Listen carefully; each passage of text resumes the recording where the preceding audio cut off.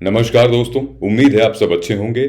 मैं सिद्धार्थ, आपका मेंटोर, स्वागत करता हूं आपका सिविल्स डेली के इस YouTube क्लासेस पर, जहां आज हम बात करेंगे यूपीएससी प्रीलिम्स और मेंस से जुड़ी कुछ इंपॉर्टेंट एंड रेलेवेंट टॉपिक पर from the Hindu editorial and op-ed section. तो दोस्तों, आज है 16 ऑफ फरवरी और दिन है बुधवार यानी वेंसडे।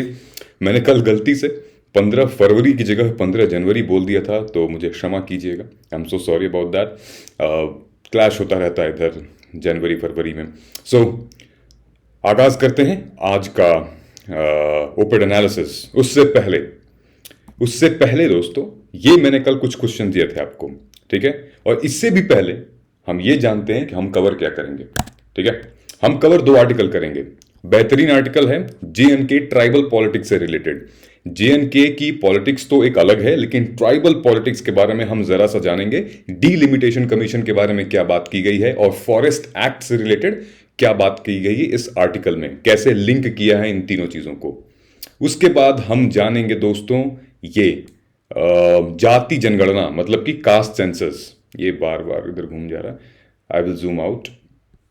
तो कास्ट सेंसस से रिलेटेड कुछ इंपॉर्टेंट डेटा है, उसको आज हम समझेंगे। और क्यों इस आर्टिकल में क्या बात की गई है। 1-2 पॉइंट है जिसमें आप मेंस आंसर के फ्रेमवर्क के तहत यूज कर सकते हैं। Okay, so stay tuned. आज का आर्टिकल में मेरे ख्याल से 20-25 मिनट लगेगा, सो स्टे ट्यून्ड। लेकिन उससे पहले हम अपने डेली रिचुअल्स पे चलते हैं। मतलब क्या, मतलब कि हम जो कल क्वेश्चंस दिए थे उन पे एक नजर डालते हैं। आप लोगों में से अभी तक किसी ने इन दोनों का रिप्लाई नहीं किया है, तो मैं अभी ये क्वेश्चन पेंडिंग छोड़ता हूं। मैं इसका जवाब नहीं दूंगा। आप लोगों से रिक्वेस्ट करता हूं कि इसका जवाब दे सकते हैं आप, ठीक है। वीडियो पॉज करिए, 2 मिनट का खेल है, तुरंत कमेंट करके बताइए। इस क्वेश्चन पे 2 बच्चों ने आंसर लिखा है, ठीक है। उसको हम डिस्कस करेंगे। आंसर ये लिखा है इन लोगों ने यूनिफॉर्म सिविल कोड पे, समरीन शेख ने और आयुष ने। सो बड़ी वेल डन, ठीक है। आप दोनों का ऑलमोस्ट अगर मैं देखूं तो ठीक है, आंसर दोनों का बहुत सिमिलर है। बहुत अच्छा नहीं कहेंगे, लेकिन अप्रोच काफी अच्छी है। कंटेंट बहुत ठीक यूज किया है, हालांकि और फैक्चुअल कंटेंट हो सकते थे, ठीक है। देखो, मैंने कल भी आपसे बताया था, जब भी आप क्वेश्चन पढ़ते हो तो उसके कीवर्ड आप आंसर में इस्तेमाल करिए, ठीक है। आपको एग्जामिन करना है, ठीक है। एग्जामिन मतलब पता क्या होता है? कीवर्ड एग्जामिन का मतलब होता है एक तरीके से, जब पोस्टमार्टम होता है ना, पोस्टमार्टम में जो चीजें निकल के आती हैं ना, कि ये जैसे CID में डॉक्टर सालुक्या पोस्टमार्टम रिपोर्ट मतलब जब पब्लिश करते थे तो उनको लगता था कि हाँ, यहां गोली यहां से निकली है, तो मतलब इसको वो प्रूफ करते थे। फिर जैसे जैसे वो बॉडी को एग्जामिन करते थे, वैसे वो प्रूफ करते जाते थे कि भाई ऐसे ऐसे मौत हुई है। आपको भी इस टॉपिक में एग्जामिन करना है। मतलब ये एक बहुत बड़ा टॉपिक है। आपको टॉप टू बॉटम धीरे धीरे धीरे तथ्यों के साथ, आपको फैक्ट्स के साथ आपको जस्टिफाई करते हुए चलना है, ठीक है। This is what actually the examine means, और कुछ नहीं है। एनालिसिस नहीं करना है, ठीक है। हमें एग्जामिन करना। पोस्टमार्टम वाली थ्योरी याद रख लो, कोई डीमेरिट्स उसके चक्कर में मत रहना आप, ठीक है। तो examine it's relevance for a secular country like India, ठीक है। आपको अग्री करना पड़ेगा इस स्टेटमेंट से कि इंडिया एक सेक्युलर कंट्री है, ठीक है। For a secular country like India and challenges in its implementation. अब आप इंप्लीमेंटेशन में क्या चैलेंजेस आई हैं आप वो मेंशन करेंगे, और दूसरा है कि क्या रेलेवेंस है सेक्युलरिज्म का इंडिया में। दो चीज आप यही सब पार्ट बना सकते हैं अपने आंसर का, ठीक है। पहला मैं आपको बता देना चाहता हूं, जब भी ये कुछ ऐसा इंपॉर्टेंट मुद्दा आता है तो सबसे पहले हम अपने संविधान में लिखे हुए आर्टिकल्स हैं उसको मेंशन करते हैं।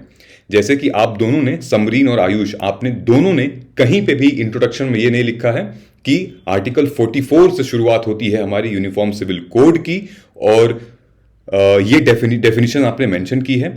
और इनफैक्ट समय समय पे सुप्रीम कोर्ट ने ये हमें बताया है, कई सारे ऐसे जजमेंट्स, केशवानंदा भारती जजमेंट है, शाहबानो का जजमेंट है, कई सारे ऐसे जजमेंट्स हैं जिसमें सुप्रीम कोर्ट ने ये बार बार सेंट्रल गवर्नमेंट, यूनियन गवर्नमेंट को ये बताया है कि यूनिफॉर्म सिविल कोड ले आइए, ठीक है।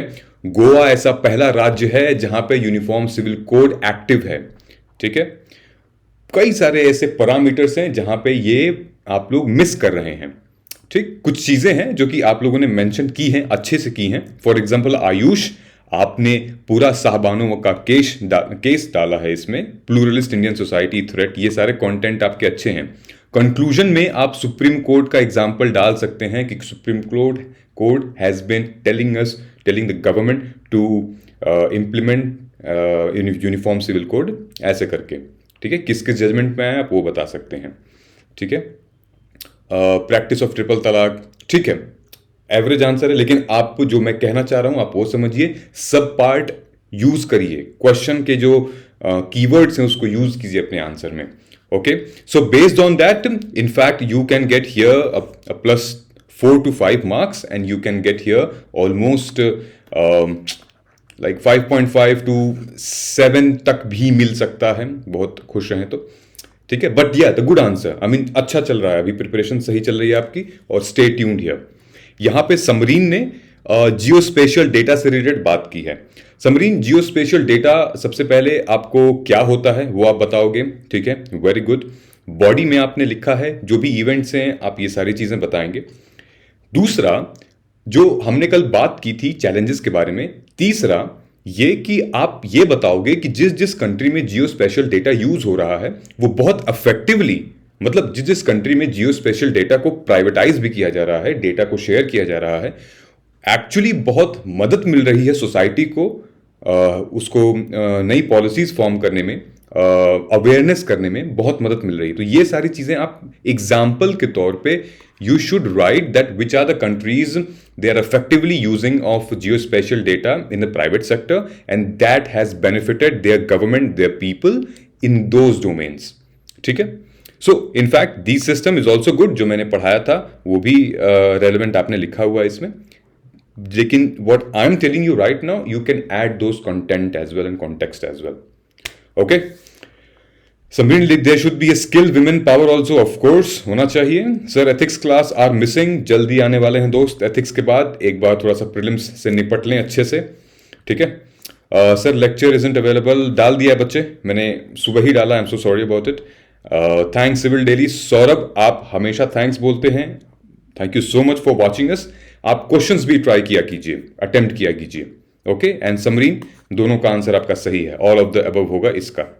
ओके गाइज, सो आगे चलते हैं। आगे बढ़ने से पहले दोस्तों, प्रीलिम्स अब हमारे सर पर आ चुका है, लगभग 100 दिन होंगे ऑलमोस्ट आज से, 100 days to go almost.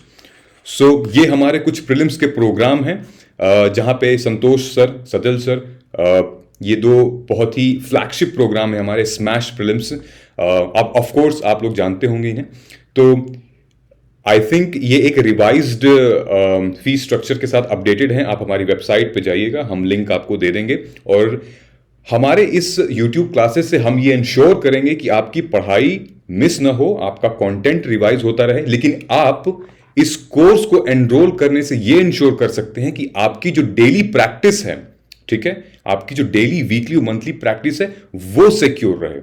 Okay, so go ahead and you can enroll for this program. This program still I think इसका तीसरा चौथा बैच शुरू हो गया है, so you can enroll here in Smash Prelims and Smash Month Until Mains. ठीक है, और अगर आपने हमारे चैनल को अब तक फॉलो नहीं किया है तो प्लीज फॉलो कर लीजिए, सब्सक्राइब कर लीजिए, बेल आइकन को प्रेस कर लीजिए। यह है हमारा बेल आइकन ताकि हमारी वीडियो आपसे मिस ना हो। चलिए आज के एडिटोरियल एनालिसिस पे चलते हैं। ये है हमारा पूरा का पूरा हिंदू का न्यूज़पेपर, और सबसे पहले न्यूज जो हम कवर करेंगे दोस्तों ये है setting right the focal point of J&K tribal politics. ठीक है, तो इस संपादकीय मतलब कि इस एडिटोरियल में घुसने से पहले हम ये डिस्कस कर लेते हैं कि इसके 3 अलग की सेगमेंट्स क्या होंगे। एक तो J&K रीऑर्गेनाइजेशन एक्ट तो है ही, जो आर्टिकल 370 को डाइल्यूट किया गया था वो तो है। दूसरा है डीलिमिटेशन कमीशन क्या होता है। ओके, तीसरा है फॉरेस्ट राइट। ठीक है, और उसके बाद से ऑन टॉप ऑफ दैट जो क्रीम कंटेंट है इसमें वो है वुमेन्स पार्टिसिपेशन।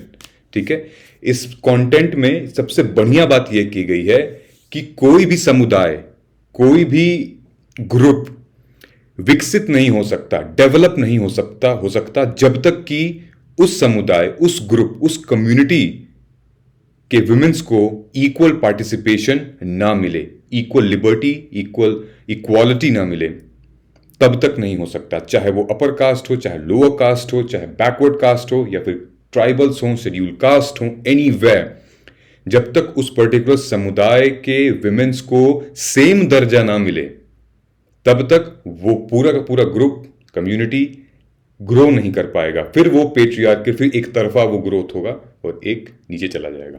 ठीक है, तो आइए समझते हैं जेएनके के ट्राइबल पॉलिटिक्स क्या चल रहा है वहां पे। ये पूरा का पूरा आर्टिकल गवर्नेंस से रिलेटेड है।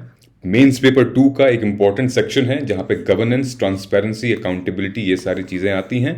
ठीक है, ये है हमारा नया जम्मू एंड कश्मीर का मैप जहां पे आपको 2 यूटीज दिख जाएंगे। ठीक है, स्कीम के बारे में बात की गई है, ट्राइबल पॉलिटिक्स के बारे में बात की गई है। दोस्तों, आपको जान के ये हैरानी होगी कि जब आर्टिकल 370 डाइल्यूट हुआ था, मतलब कि एब्रोगेट हुआ था, मतलब उसको खत्म किया गया था, उससे पहले ट्राइबल पॉलिटिक्स, स्पेशली जो एसटी हैं वहां के, उनकी रिप्रेजेंटेशन ही नहीं होती थी। हमारे संविधान में साफ साफ लिखा हुआ है कि हर लेजिस्लेटिव असेंबली में, विधानसभा में कुछ सीटें रिजर्व होंगी एससी के लिए और एसटी के लिए। आपको ये जान के आश्चर्य होगा कि जम्मू एंड कश्मीर की जो विधानसभा थी वो वही थी जो कॉन्स्टिट्यूशन असेंबली है जम्मू एंड कश्मीर की। ठीक है, वो बहुत लंबा डिबेट है, वो बाद में समझेंगे। लेकिन जो जम्मू एंड कश्मीर की विधानसभा थी उसमें ट्राइबल लोगों का कोई पॉलिटिकल पार्टिसिपेशन नहीं था, लिटरली नहीं था। तो आप एक मुझे बात बताइए कि जब किसी एक पर्टिकुलर समुदाय को आप आगे बढ़ाना चाहते हैं, उसके लिए कुछ करना चाहते हैं, तो जब वो कम्युनिटी की, उस कम्युनिटी के लीडर को एम्पावरमेंट नहीं मिलती है, पॉलिटिकल पावर नहीं मिलती है, रिप्रेजेंटेशन नहीं मिलती है, तो वो कैसे ग्रो करेगा? ये साफ साफ एग्जाम्पल आप ले लीजिए विमेन्स पार्टिसिपेशन में। अगर महिलाओं की भागीदारी लोकसभा में, राज्यसभा में, विधानसभा, विधान परिषद में ना हो, तो क्या आपको नहीं लगता कि एक पूरा का पूरा ये सिस्टम एक पुरुष प्रधान समाज हो जाता? महिलाओं के बारे में तो कोई सोचता ही नहीं, क्योंकि हम उनका दर्द तो बर्दाश्त कर ही नहीं सकते, हम समझ ही नहीं पाते हैं ना कुछ विमेन्स के इश्यूज, और विमेन्स के कुछ इश्यूज समझ पाती हैं। तो विमेन्स को जैसे मौका दिया जा रहा है, चाहे 1/3, 1/4 रिप्रेजेंटेशन से, हालांकि आधा होना चाहिए था, 50-50 होना चाहिए, लेकिन जब रिप्रेजेंटेशन दिया जा रहा है तभी तो उस स्ट्रीम में काम हो रहा है, तभी तो डेवलपमेंट हो रहा है, तभी तो आज प्रियंका गांधी इस एजेंडा के साथ खड़ी हैं अपने इस चुनाव में कि विमेन पार्टिसिपेशन को दिया जाए, ज़्यादा उसके लिए काम किया जाए। ये पूरी की पूरी बात हम फिर से यहां पे ले आते हैं। ट्राइबल पॉलिटिक्स, कम्युनिटी को बढ़ाने के लिए उनका रिप्रेजेंटेशन होना अनिवार्य है, इंपॉर्टेंट है, मैंडेटरी है, और ये चीज नहीं थी 370 से के जो 370 का कॉन्स्टिट्यूशन है। लेकिन जब स्टेट रीऑर्गेनाइजेशन एक्ट, मतलब कि जब डाइल्यूट हुआ और जब JNK state reorganisation act pass हुआ 2019 में, उस दिन से शेड्यूल्ड ट्राइब्स को पार्टिसिपेशन दिया गया। शेड्यूल्ड ट्राइब्स के लिए आई थिंक 9 सीटों का वहां के विधानसभा में मंजूरी दी गई।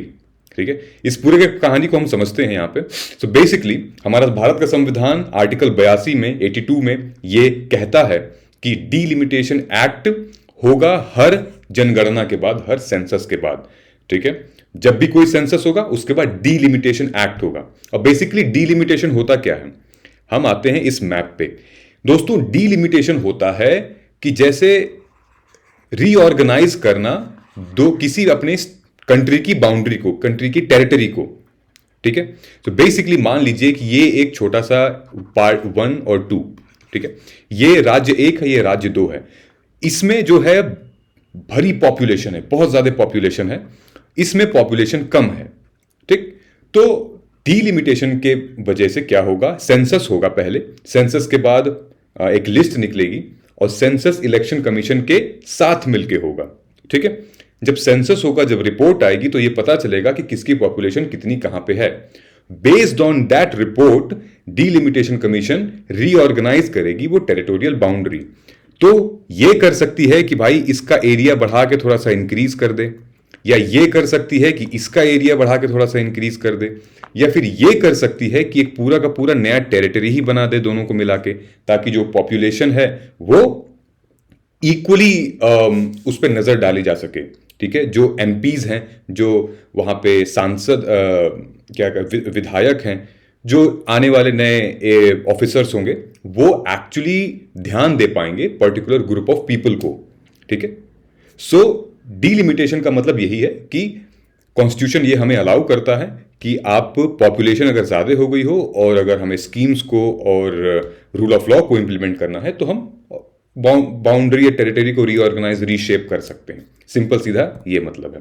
ठीक है, आर्टिकल 170 हमारा संविधान क्या कहता है कि states also gets divided into territorial constituencies as per delimitation commission after census. ठीक है, once the act is in force the union government sets up delimitation commission. ठीक है, ये कमीशन एक बार फाइनल रिपोर्ट तैयार करती है, उसके बाद कोर्ट भी इस पे ऑब्जेक्शन नहीं कर सकता। रिपोर्ट तैयार करके प्रेसिडेंट को देती है, प्रेसिडेंट समझते हैं, फिर उसके बाद प्रेसिडेंट साइन करते हैं, फिर ये जाता है लोकसभा में, चर्चा होती है, बात होती है, फिर ये इनैक्ट हो सकता है आगे। ठीक है, however the first delimitation exercise was carried out by president doctor Rajendra Prasad with the help of election commission 1950-1951 में पहली दफा ये हुआ था, और जो एक्ट इनैक्ट हुआ था 1992 में। तो यहां पे ये सवाल खड़ा उठता है दोस्तों कि आज तक कितनी बार डीलिमिटेशन कमीशन अपॉइंट हुई है। ठीक है, ये आपको क्वेश्चन में आपको कमेंट करके बताना है। ठीक है, so basically the delimitation commission of Lok Sabha seat was then governed by Indian Constitution in J&K, but the delimitation of assembly seats, मतलब कि विधानसभा वहां की, was governed by separately Jammu and Kashmir Constitution and Jammu and Kashmir Representation of People's Act 1957, क्योंकि ये एक special case था, ये एक स्पेशल स्टेटस था, पूरे के पूरे भारत में एक अलग से ऐसा केस था जहां पे ये सारी चीजें चल रही थी। ठीक है, मेजर रीजंस क्या थे? ठीक है, मेजर रीजन डीलिमिटेशन के ये थे कि ये सारे नंबर्स आपसे यूपीएससी में नहीं पूछेगा कि भाई कितनी सीट थी जेएनके में, 87 थी, 4 उनको दी गई, 5 लद्दाख को दी गई, नहीं। ठीक है, ऑन एन एवरेज बेसिक आपको पता होना चाहिए ओवरऑल स्ट्रेंथ कितनी थी, बस बहुत डिटेलिंग में आपसे नहीं। हाँ, जो क्वांटिटेटिव इंफॉर्मेशन है वो नहीं, क्वालिटेटिव इंफॉर्मेशन है वो ज्यादा महत्व रखती है। ठीक है, तो मेरे ख्याल से लगभग 106 सीटें थी और 114 सीटों का 14 सीटों की बात चल रही है। और जो पुराने टाइम पे 87 सीट्स थी। ठीक है, जब JNK रीऑर्गेनाइजेशन कमीशन पास हुआ था, सो उन्होंने 7 और सीटों का प्रॉमिस किया था, जिसमें से 6 थी जम्मू प्रोविंस में और 1 थी कश्मीर प्रोविंस में।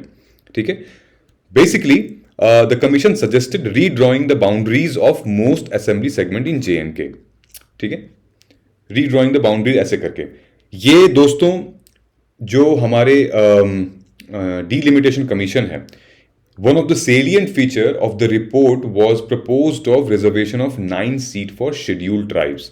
ये पहली बार हुआ था इस एक्ट के थ्रू 2019-20 में। इससे पहले प्रपोज्ड सीट रिजर्वेशन नहीं था एसटी का। ठीक है, it is for the first time that seats have been reserve for the ST community in legislative assembly of JNK. The commission has also proposed reserving 7 seats for एससीज। ठीक है, हमारा article 332 क्या कहता है? आर्टिकल 332 ये कहता है कि भाई आप एससीज और एसटीज की रिजर्वेशन होगी लोकसभा असेंबलीज कॉन्स्टिट्यूएंसीज में। ठीक है, और 370 से पहले ऐसा कुछ नहीं था, और यही रीजन है, यही लोग बहाना देते हैं या कहते हैं कि this is the absence of the reservation in tribal areas. तो एक चीज तो बहुत अच्छी हुई इस आर्टिकल को मतलब इस पूरे के पूरे 370 को डिसॉल्व करके कि एक कम्युनिटी की राइट को अपलिफ्ट किया गया। ठीक है, और वो थी ट्राइबल पॉलिटिक्स, ट्राइबल पीपल। ठीक है, तो बेसिकली अगर हम किसी को पॉलिटिकल, बेसिकली ट्राइबल की बात कर रहे हैं, अगर हम उनको रिजर्वेशन नहीं दे रहे हैं, अगर हम उनको पार्टिसिपेशन ही नहीं दे रहे हैं, तो बेसिकली हम डिनाई कर रहे हैं उनकी फॉरेस्ट राइट एक्ट को, ठीक है, 2006 वाले, ठीक है। फॉरेस्ट राइट एक्ट में कई सारी चीजें लिखी हुई थी, इस पे मैंने एक वीडियो भी बनाया है, ये है उसकी वीडियो, आप प्लीज उसको देखिएगा, समझिएगा, the forest tribes rights and issues, बहुत डिटेलिंग में है, तो मैं इसको यहां पे कवर नहीं कर रहा हूं, लेकिन आप इसको वीडियो को देख लीजिएगा, मैं लिंक डिस्क्रिप्शन में दे दूंगा, ठीक है। तो सबसे पहले तो अगर आप ट्राइबल को अगर आप नहीं दे रहे हैं एम्पावरमेंट, रिप्रेजेंटेशन, तो सबसे पहली बात तो आप उनके अधिकार को, जो वन अधिकार है उनका, वन पर अधिकार है, क्योंकि जो वन में ही रहते हैं वो, उनको आप सीधे के सीधे इग्नोर कर रहे हैं, ठीक है। द वैली बेस्ड पार्टीज, दो पार्टीज हैं, एक कश्मीर, एक वैली बेस्ड पार्टी। जो वैली बेस्ड पार्टी है were not in favor of political representation, and those Jammu were against the Forest Right Act, ठीक है। एक डिमांड करता था कि भाई मुझे फॉरेस्ट और लैंड राइट चाहिए, तो दूसरा डिमांड करता था कि मुझे पॉलिटिकल रिजर्वेशन चाहिए, तो इनमें भी मतभेद थे। बहुत सारे ट्राइबल लोग के पास अगर आप जाओगे तो वो आपसे ये नहीं कहेंगे कि मुझे राजनीति में मौका दो, वो आपसे यही कहेंगे कि हम जहां रह रहे हैं हमें वहां की आज़ादी चाहिए, स्वतंत्रता चाहिए, फ्रीडम चाहिए, आप हस्तक्षेप मत करिए, हम जैसे भी काम कर रहे हैं, ठीक है। बहुत सारे ट्राइबल्स ऐसे रहेंगे, जैसे छत्तीसगढ़ के ट्राइबल्स हो गए, मेजरली ट्राइबल्स यही होंगे। लेकिन कुछ ट्राइबल्स हैं जो कि ऑफ कोर्स थोड़े से विकसित हैं, डेवलप हैं मानसिकता के साथ, और उनको रिप्रेजेंटेशन भी चाहिए। तो जिनको, जो ऐसा सोचते हैं वो रिप्रेजेंटेशन मांगते हैं, और जो अपने ज़मीन से जुड़े रहना चाहते हैं उनको लैंड चाहिए, उनको अपना फॉरेस्ट राइट का अधिकार चाहिए, ठीक है। सो ये सारी चीज़ें, जैसा कि मैंने कहा, कब खुली? 2019 के बाद, जब Jammu and Kashmir reorganisation act pass हुआ, तब ये सारी चीज़ें हुई, और फिर वहाँ की राजनीति में भी काफ़ी चेंजेस आए थे, ठीक है। Under article 322 and let the extension of forest right act, essentially it has changed the nature of tribal politics in J&K as well, which had largely centered on these two major objectives, ठीक है। सो दो major objectives पे बात की गई थी, एक तो कॉन्स्टिट्यूशनल सेफगार्ड और दूसरा प्रोटेक्शंस, ठीक है, and are means to end in itself. अगर हम आर्टिकल पे आए यहाँ पे, तो एक यहाँ पे मैं आपको बता सकता हूँ कि वहाँ के जो सीएम, चीफ मिनिस्टर हुआ करते थे, उन्होंने ये इंश्योर किया था, जब वो चीफ मिनिस्टर थे, तो उन्होंने ये इंश्योर किया था, गुलाब नबी आज़ाद, ये आर्टिकल यहाँ लिखा है 2007 में, कि ट्राइबल से रिलेटेड वो बिल इंट्रोड्यूस करेंगे, लेकिन उस पर कोई चर्चा नहीं हुई, ठीक है। बेसिकली एक पॉलिटिकल विल का लैक था और कुछ नहीं था, ठीक है। चाहते तो कर सकते थे, लेकिन किया नहीं उन लोगों ने। तो जम्मू एंड कश्मीर में खास करके शेड्यूल्ड ट्राइब, 4 तरीके की जो ट्राइब हैं, वो मेजर ट्राइब हैं, वो एक गुजर हैं, दूसरा बाकरवाल्स हैं, तीसरा गाडीज हैं, और चौथा सिप्पीज हैं, ठीक है। ये 4 मेजर ट्राइब्स हैं जो कि भारी मात्रा में मौजूद है वहां पे, ठीक। आपको जान के ये आश्चर्य होगा कि 2014 के इलेक्शन में वहां के जो गुजर ट्राइब थे, उन लोगों ने लगभग कितने सीटों पे, लगभग आई थिंक 4 से 5 सीटों पे उन्होंने जीत हासिल की थी जम्मू कश्मीर में, लेकिन उनकी सरकार वहां नहीं थी, उनकी सरकार केंद्र में नहीं थी, वो दूसरे पार्टीज से थे, इसलिए उनको मेन स्ट्रीम में नहीं ले आया गया, इसलिए उनको ज्यादा फंडिंग नहीं मिली, इसलिए वो ज्यादा सोच नहीं पाए ट्राइबल लोगों के बारे में, अपने लोगों के बारे में। ये पूरा पढ़ोगे आप जब वीडियो पॉज करके, तो ये पूरा वही लिखा हुआ है, ठीक है। 2004 इलेक्शन 9 गुजर कैंडिडेट जीते थे, ठीक है, लेकिन रिजर्वेशन था नहीं, इस वजह से उनको व्यर्थ गया एक्चुअली उनका पूरा का पूरा मेहनत, ठीक है। So basically in an interim report has reserve 6 out of 9 seat with in the 2, ये खैर। सो ये था मुद्दा टोटल, ठीक है। So constitution has come into force, Forest Right Act has been placed in 17 years, and tribal continue to be socially disempowered and economically deprived, ठीक।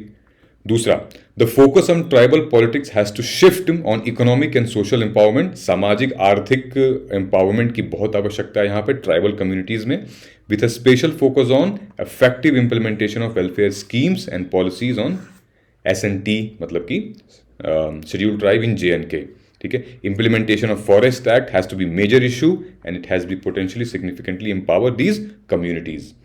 I hope ये पूरा का पूरा मुद्दा आपको समझ में आया होगा यहां तक कि भाई पॉलिटिकल विल से काम चलने वाला है, देश चलने वाला है, ऐसे नहीं चलेगा, इग्नोरेंस में नहीं चलेगा। अच्छा किया था 370 को डिसॉल्व करके, एटलीस्ट और रिकॉग्नाइज तो किया गया इन कम्युनिटीज के एफर्ट्स को, इन कम्युनिटीज को। एक्चुअली ये लोग ट्राइब्स हैं, ये आप इमेजेस देख सकते हैं उनकी। ठीक है, so basically political relevance is a major challenge in that tribal political JNK faces में। ठीक है, कम्युनिटी लीडर्स, जो वहां के यूथ पॉलिटिक्स है, जो वहां के लोग हैं, उनको अवेयरनेस कराने की जरूरत है अब कि आप अब रिप्रेजेंट कर सकते हो अपनी कम्युनिटी को, आप अपना मुद्दा रख सकते हो, आप अपना पक्ष रख सकते हो, आप खड़े हो सकते हो फिर से, क्योंकि अब रिजर्वेशन है आपके लिए। ठीक है, कहा जाता है दोस्तों, ये जो 3 अदर ट्राइब्स हैं, बकरवाल्स, गाडी, सिप्पीज, जिनकी पॉपुलेशन मात्र लगभग 1,13,46,000, 6,000, ठीक है, एक तरीके से ये एक्सटिंक्ट होने वाले हैं। ये ट्राइब्स ऐसे हैं, लिमिटेड ट्राइब्स हैं। ठीक है, it is very unlikely that these marginal tribes would be able to adequately represent themselves, but the major tribal area जो गुज्जर हैं उनको करना पड़ेगा, क्योंकि वो मेजोरिटी में है, अपने ट्राइबल कम्युनिटी में वो मेजोरिटी में है, वो जीत भी चुके हैं एक आध बार चुनाव। उनको ये इंश्योर करना पड़ेगा, उनको ऐसा करना पड़ेगा कि वो रोल मॉडल बने बाकी के जो उनके ट्राइबल मित्र हैं, भाई बहन हैं। ठीक है, तीसरी बात जो मैंने आपको सबसे पहले कही थी, कोई भी कम्युनिटी की डेवलपमेंट तभी होगी जब वहां उनकी महिलाओं की डेवलपमेंट होगी। No development of any community is possible without the empowerment of women. Women have to play a major role in tribal politics, and therefore they have proven their leadership in district development council election, and it needs to be strengthened further. Okay, so I hope ये पूरा article समझ में आया होगा आपको और informative था, tribal से रिलेटेड 3-4 मुद्दों, 3-4 सेगमेंट थे इसके। इससे रिलेटेड कुछ क्वेश्चंस हैं जो आप प्लीज कमेंट करके मुझे बताइए कि since independence how many times और किस किस साल में डीलिमिटेशन कमीशन सेटअप हुई है, और ये भी बताइएगा कि 2 ऐसे साल हैं जहां पे सेंसस रिलीज होने के बावजूद भी डीलिमिटेशन कमीशन नहीं बैठी थी, वो 2 साल कौन से हैं। और एक ये है क्वेश्चन, इसको कमेंट करके बताइए, प्रीलिम्स का क्वेश्चन है। ठीक है, वीडियो पॉज करिए, आराम से समझ के सोच के बताइए। हम चलते हैं अपने नेक्स्ट आर्टिकल की तरफ, जो कि बात करता है किसके बारे में, जाति जनगणना के बारे में, कास्ट सेंसस के बारे में। ओके, सो अफर्मेटिव एक्शन प्लान, हमारे पास अफेक्टिव डेटा नहीं है। ठीक है, हमारे पास आखिरी जो जाति जनगणना हुई थी वो 1931 में हुई थी दोस्तों। 1931 में कास्ट सेंसस आखिरी बार हुआ था जिसमें OBC को इंक्लूड किया गया था, अदर बैकवर्ड कास्ट को। इसके बाद कभी नहीं हुआ। कुछ टाइम पे जरा हुआ भी तो उसका डेटा पब्लिश नहीं किया गया, पॉलिटिकल वजह से, कुछ रिलीजियस वजह से भी। ठीक, सो बेसिकली इसमें पूरे आर्टिकल में ये कहा गया है कि जब तक हमारे पास एक affective, genuine, original, unbiased, transparent data होगा, जब ये डेटा होगा हमारे पास, तभी हम ये इंश्योर कर पाएंगे कि किसके लिए हम स्कीम्स बनाएं, किसके लिए हम पॉलिसीज बनाएं, और बहुत सारे एंगल्स उसमें से निकल के आएंगे। और हम इंश्योर कर सकते हैं कि किसके लिए हम अफर्मेटिव एक्शन बनाएं और किसके लिए अफर्मेटिव एक्शन नहीं बनाएं। यही पूरी की पूरी बात इस आर्टिकल में की गई है। रिसेंटली सुप्रीम कोर्ट ने 27% OBC की रिजर्वेशन की मंजूरी दे दी थी नीट एग्जाम में, और ये कहा था कि दोस्तों ये एक्सटेंशन नहीं है, ये एक्सेप्शन नहीं है, सॉरी, ये एक एक्सटेंशन है हमारे आर्टिकल 15(1) का, जो ये इंश्योर करता है कि right to equality in religious institutions.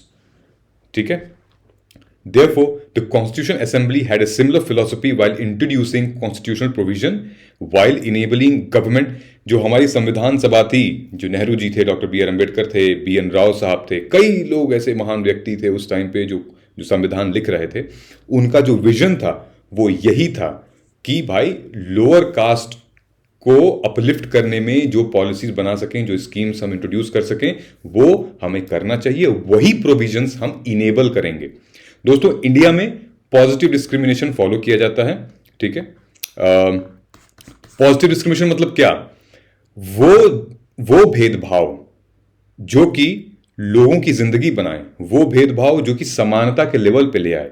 मतलब कि बहुत लोग ऐसा कहते हैं कि जब आप पॉजिटिव डिस्क्रिमिनेशन कर रहे हो तो आप डिस्क्रिमिनेशन तो कर रहे हो ना, उनके साथ कर रहे हो जिनके साथ आप कोई अदर बेनिफिट नहीं दे रहे हो। फॉर एग्जाम्पल, अगर आप आज बैठ के तैयारी कर रहे हो, आपके पास लैपटॉप है, आपके पास फोन है, घर है, चार दीवार है, आप आराम से बैठ के मेरी वीडियो देख रहे हो, पढ़ सकते हो, समझ सकते हो और यूपीएससी का एग्जाम आप दे सकते हो, ठीक है। आपको खाना मिल रहा है, सब कुछ मिल रहा है। वहीं पे एक दलित घर का लड़का या लड़की हो तो और भी दिक्कत। वहीं पे एक दलित घर की लड़की जहां पे कुछ उसके पास कुछ ऐसे रिसोर्सेज नहीं है, जो कि वो हमेशा से उसके फैमिली, बाप दादा परदादा सब गरीब होते हुए आए हैं, इतनी कोई फैसिलिटी नहीं है। बहुत मुश्किल से माँ बाप ने एक मोबाइल खरीद के दिया है, उसमें भी बहुत पुराना फ़ोन है, और जैसे तैसे वो वीडियो से काम चला रही है, पढ़ रही है। ना कोई किताब अच्छी है, ना कोई रिसोर्स अच्छे हैं, पेन कलम के लिए सोचना पड़ता है कब खरीदें, स्कूल जाने में दिक्कत होती है, ठीक है। ऐसे लोगों के लिए अगर हम रिजर्वेशन ले आ रहे हैं तो पॉजिटिव रिजर्वेशन है, ये पॉजिटिव डिस्क्रिमिनेशन है उनके साथ, कि उनको हम मेन स्ट्रीम में ले आएं, ताकि जब एग्जाम में दोनों को साथ बैठाया जाए तो एक इक्वालिटी प्रेजेंस रहे, सम इक्विटी प्रेजेंस रहे बेसिकली, ठीक है। ऐसा नहीं है कि 5 फुट की दीवार है और एक आदमी को बोले कि आप 4 फुट का है तुम दौड़ो, एक आदमी को बोले 6 फुट का है तुम दौड़ो, जो जल्दी दीवार फांद जाएगा वो जीत जाएगा। यहाँ तो इक्विटी की बात हुई नहीं ना, 6 फुट वाला तो जल्दी फांद जाएगा। सो पॉजिटिव डिस्क्रिमिनेशन, ठीक है, 4 फुट वाले के लिए 4 फुट की दीवार, 6 फुट वाले के लिए 6 फुट की दीवार, ये होना चाहिए, ठीक है। Many oppose affirmative actions like reservation. They believe that such provisions only perpetuate caste differences and they call casteless society.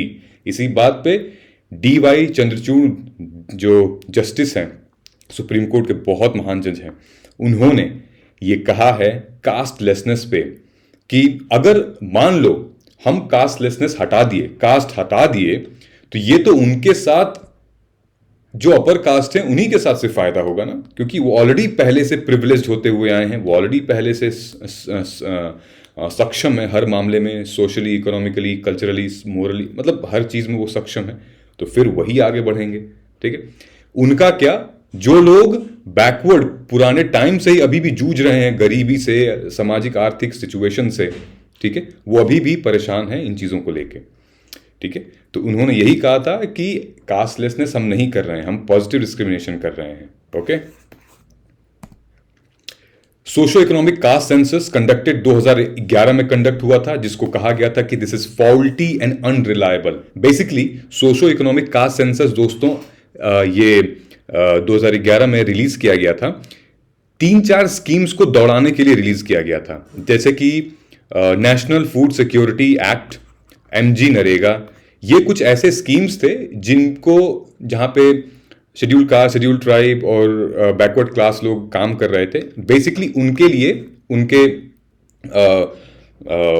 जो मैंडेट होता है, बेनिफिशियरी होते हैं वो लोग, उसके लिए social economic caste census implement किया गया था। हालांकि कहा यह गया था कि इसमें सब कुछ होगा, आप इसको कास्ट सेंसस मान सकते हैं, लेकिन ये गलत है, ठीक है। ये एक फॉल्टी, एक अनरिलायबल डेटा है। Even Mandal commission's recommendations were criticised as being based mainly on the personal knowledge of the members of the commission of sample survey. Indira Sawhney case के जजमेंट के बाद से ये मालूम हुआ, ये खुलासा हुआ कि state must conclude backwardness of a particular class of people only after proper assessment and objective evaluation, ठीक है। इस पूरे आर्टिकल में ये बात की गई थी कि जो इंदिरा साहनी के केस अभी जो रिसेंटली सुप्रीम कोर्ट ने खारिज कर दिया था महाराष्ट्र के केस को, जहां पे लगभग मेरे ख्याल से 80% ये सीलिंग पार कर दी गई थी, ठीक है, वहां पे खारिज कर दिया गया था और ये कहा था कि भाई आप प्रॉपर असेसमेंट और ऑब्जेक्टिव कैलकुलेशन करिए। आपके पास तो डेटा ही नहीं हो, बिना डेटा के आप आंख बंद करके किसको आप रिजर्वेशन दे रहे हो, ठीक है। So it held that such a conclusion must be a subject periodic review permanent body of an expert, ठीक है। इसीलिए नेशनल कमीशन का गठन हुआ था 1993 में, जिसके सेक्शन 11 के तहत यह कहा गया था कि सेंट्रल गवर्नमेंट को हर 10 साल के बाद, सेंसस लगा लो कि हर सेंसस के बाद या हर 10 साल के बाद एक रिव्यू होगा और ये जिन जिन लोगों को रिजर्वेशन दिया गया है, जिस जिस समुदाय को, जिस जाति को रिजर्वेशन दिया गया है, ये 10 साल में रिव्यू होगा। अगर वो लोग सक्षम हो गए होंगे, अगर वो लोग मेन स्ट्रीम में आ गए होंगे, तो उनको रिजर्वेशन से हटा दो। जो लोग अब नए हैं, जो आने वाले हैं, उनको हम अब इंप्लीमेंट करेंगे। तो आप समझ रहे हैं इस बात को, ये कहा गया था, लेकिन आज तक ये नहीं हुआ, आज तक हुआ ही नहीं। जो चला आ रहा है वही चला आ रहा है, ठीक है। So last year many calls were made for the inclusion of caste data 2000 census में, लेकिन कहा जा रहा है कि भाई कोरोना क्राइसिस के टाइम के वजह से सेंसस जनगणना हो नहीं पाई है and matter of supreme court में ही पड़ा हुआ है। हालांकि चुनाव तो हो रहे हैं, जनगणना क्यों नहीं हो पाई है, होनी चाहिए, ठीक है। करंट गवर्नमेंट जो एनडीए गवर्नमेंट है, बीजेपी गवर्नमेंट है, उन्होंने भी ये स्टैंड लिया और कहा था कि 2011 का सेंसस फ्लॉड है and it is not suitable since the census could not be undertaken due to pandemic, it is set to be taken place in 2022। देखते हैं कब होता है। इससे रिलेटेड मैंने एक क्वेश्चन लिया था, पॉजिटिव डिस्क्रिमिनेशन, वीडियो बनाया था, ओपेड एनालिसिस की थी पॉजिटिव डिस्क्रिमिनेशन का, सकारात्मक भेदभाव क्या होता है, आरक्षण क्या होता है, अफर्मेटिव एक्शन क्या होते हैं। ये वीडियो 24 जनवरी का है, लिंक मैं डिस्क्रिप्शन बॉक्स में दे दूंगा, आप इसको भी वॉच कर सकते हैं। ये भी एक इंपॉर्टेंट एनालिसिस था, ठीक है। इससे रिलेटेड ये क्वेश्चन है, I would request you guys to kindly pause the video and ध्यान दीजिए क्या क्वेश्चन है, इसको कमेंट करके आप बताइएगा कौन थे हमारे फादर ऑफ इंडियन सेंसस, ठीक है। तो दोस्तों पूछे गए क्वेश्चंस पे आप प्लीज कमेंट करके बताइए। तब तक हम मिलते हैं अपने कल के ओपेड एनालिसिस में। आप अपना ख्याल रखिए, तब तक के लिए जय हिंद।